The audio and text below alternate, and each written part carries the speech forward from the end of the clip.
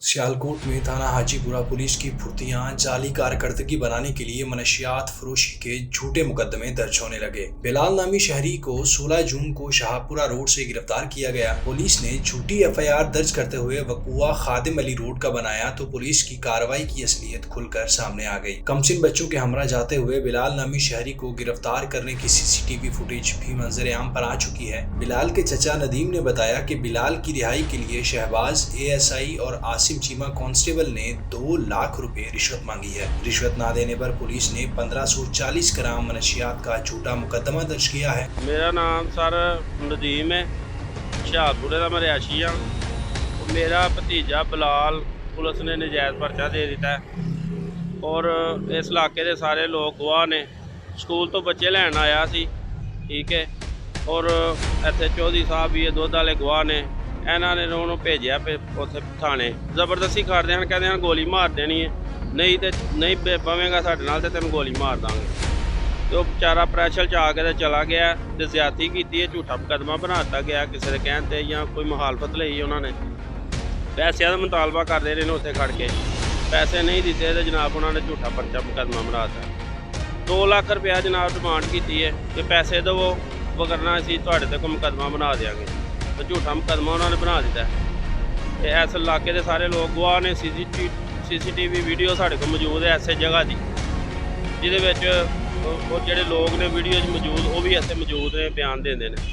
हाँ जी, तो लिहाजा इमरान खान साहब अगे मेरी इंतजा है, वज़ीर आज़म साहब के, DIG साहब अगे, DPO साहब अगे कि मेहरबानी की जाए तो इस बकुए का जरा ना वो फैसला सही किया जाए। इसी के साथ अहले इलाका का मौक़िफ़ भी सामने आया है कि बिलाल को अरसा दराज से जानते हैं, उसका मनशियात फरोशी से कोई ताल्लुक नहीं। बिलाल साडा मुहल्लेदार है, बचपन से साढ़े सामने ही जवान होया है। आलमोस्ट मेरे नाल थोड़ा छोटा होएगा, लेकिन अल्लाह माफ़ी दे कोई ਉਹਦੇ ਵਿੱਚ ਅਸੀਂ ऐब नहीं देखा। ਜਾਂ अगर देखा होए तो ਅਸੀਂ ਕਹੀਏ कि हाँ यार गलत बंदा है, ਇਹਨੂੰ सज़ा ਦਿਓ, लेकिन कोई ਐਡਾ मामला नहीं ਉਹਦੇ ਵਿੱਚ ਹੈ। ਨਾ ਅਸੀਂ ਉਹਨੂੰ ਕਦੀ ਵੇਖਿਆ ਸਿਗਰਟ ਸਾਦਾ ਨਹੀਂ ਉਸ ਮੁੰਡੇ ਨੇ ਪੀਤਾ।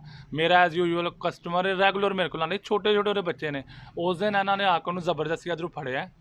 हालांकि उस बच्चे के बयान है नहीं, साढ़े नाल तो छोटा सी, हुण बच्चा कहेंगे उस बच्चे के बयान हैं कि यार मैं गोली मार जो अगर मैं चोर हाँ तो।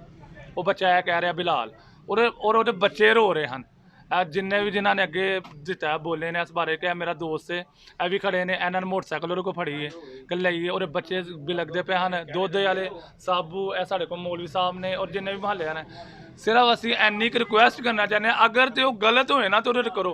एक पूरा महल्ला फेवर दे रहा है कि बंदा गलत नहीं, तो लिहाजा तुहाडी मेहरबानी उन्होंने छड्डो तो उन्होंने रिलीफ करो। पुलिस वाले 3 गड्डियां ਦੇ ਉੱਤੇ ਉਹ ਇਧਰੋਂ ਆਏ ਨੇ, ਬੱਚਾ ਲੈ ਬਿਲਾਲ ਮੁੰਡਾ ਨਾ ਹੈ, ਉਹ ਬੱਚਿਆਂ ਨੂੰ ਲੈ ਕੇ ਟਿਊਸ਼ਨ ਨੂੰ ਆਇਆ। ਆ ਕੇ ਇੱਥੇ ਉਹਨਾਂ ਜਨਾਬ ਉਹਨਾਂ ਫੜ ਲਿਆ, ਉਹਨਾਂ ਕਿਹਾ ਜੀ ਉਤਰੋ ਥੱਲੇ। ਉਹ ਨਾਲ ਸਾਹਿਬ ਮੁੰਡਾ, ਉਹਨੇ ਜਨਾਬ ਬੱਚੇ ਨੂੰ ਕਿਹਾ ਕੀ ਗੱਲ ਹੋਈ ਹੈ। ਉਹਨਾਂ ਸਾਹਿਬ ਨੇ ਬੱਚੇ ਫੜੇ, ਨਾਲ ਉਹਦੇ ਮੋਟਰਸਾਈਕਲ 125 ਸੀ, ਉਹ ਫਿਰ ਉਹਨੇ ਫੜੀ, ਉਹ ਜਨਾਬ ਨੂੰ ਬਿਠਾ ਕੇ ਉਹਨੇ ਫਿਰ ਸਾਹਿਬ ਨੇ ਕਿਹਾ ਤਾਂ ਉਹ ਨਹੀਂ ਜਾਂਦਾ। ਉਹ ਕਹਿੰਦਾ ਸੀ ਮੇਰਾ ਕਸੂਰ ਦੱਸੋ ਕੀ ਕਸੂਰ।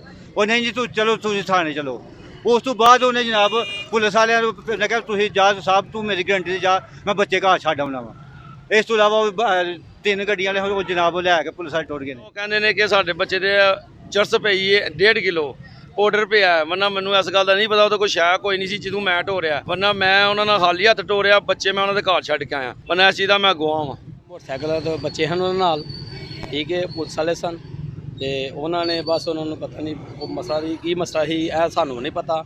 ਬੱਚੇ ਰੋਣ ਡੇ, ਉਹਨਾਂ ਕਿਹਾ ਮੈਂ ਬੱਚੇ ਘਰ ਛੱਡਣਾ, ਫਿਰ ਮੈਨੂੰ ਜਿੱਥੇ ਮਰਜ਼ੀ ਲੈ ਜਾਓ, ठीक है। फिर नहीं तो चोई साहब आ गए, चोई साहब बच्चों नाल भाया तो चोई साहब उन्होंने नाल। मुतासिरा फैमिली ने अपील की है कि वज़ीर आज़म इमरान खान और वज़ीर आला पंजाब इस पुलिस गर्दी का नोटिस लें। दूसरी जानिब DPO अब्दुल गफ़ार कैसरानी का कहना है कि मामले की इंक्वायरी के लिए सिक्योरिटी ब्रांच को हिदायत जारी कर दी गई है।